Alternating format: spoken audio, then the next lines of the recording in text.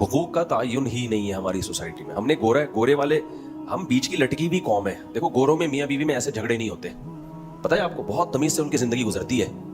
बहुत कम केसेस होते हैं झगड़ों के। वजह उसकी है कि उनमें कोई हुकूक ही नहीं है, तो झगड़े किस बात के, कोई रिलेशन ही नहीं है ना। भाई गर्लफ्रेंड वाला ही रिलेशन होता है, वो डॉक्यूमेंट में आके बीवी लिख देते हैं, उसको खत्म।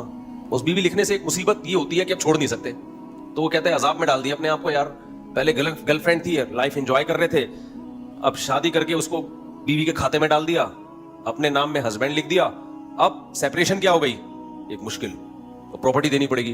तो गोरे ने ये बहुत आसान हल, करो ही नहीं शादी भाई, क्या ख्याल है, जब शादी नहीं होगी तो फटे होंगे, नहीं होंगे, फिर करनी है तो 50 साल में करो, जब किसी और तरफ दिमाग जाए ही नहीं। अब वैसे ही वो रंगरलियों का दौर खत्म होने वाला है, नाइट क्लबों का दौर अब खत्म होने वाला है, तो चलो एक आध जीवन साथी के तौर पर, तो उसमें भी हुकूक शुकूक बोलो नहीं होते। तो इसलिए वो फड्डा ना होना जो है ये नेमत नहीं है, ये अजाब है उनके लिए। तो मोहब्बत ही नहीं है तो फड्डे कहां से होंगे। भाई आपका कभी बिल्ली से फड्डा हुआ, बोलो ना, कुत्ते से फड्डा हुआ कभी आपका, आपका रिलेशन ही नहीं है उससे।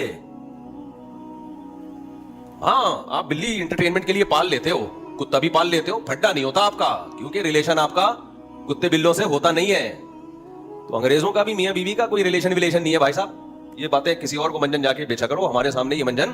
बहुत लोग कमेंट्स में लिख रहे होते हैं, हाँ एक्चुअली उस सोसाइटी में जो एक्चुअली हमारी तरह जाहिल नहीं है कि यूं यूं करके सरों को पीट रहे हो।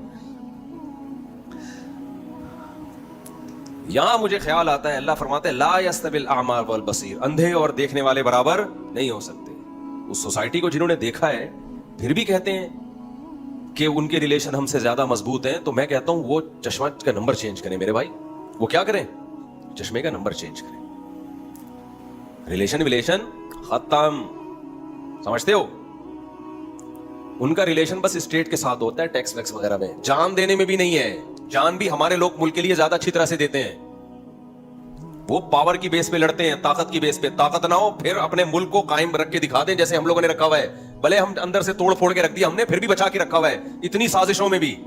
वजह उसकी है कि दुश्मन ताकतों को पता है कि अगर हमने हमला किया ना तो पूरी कौम निकल आएगी जान देने के लिए, पूरी कौम निकल आएगी। ये भूखे नंगे होके भी निकल आएंगे मरने के लिए।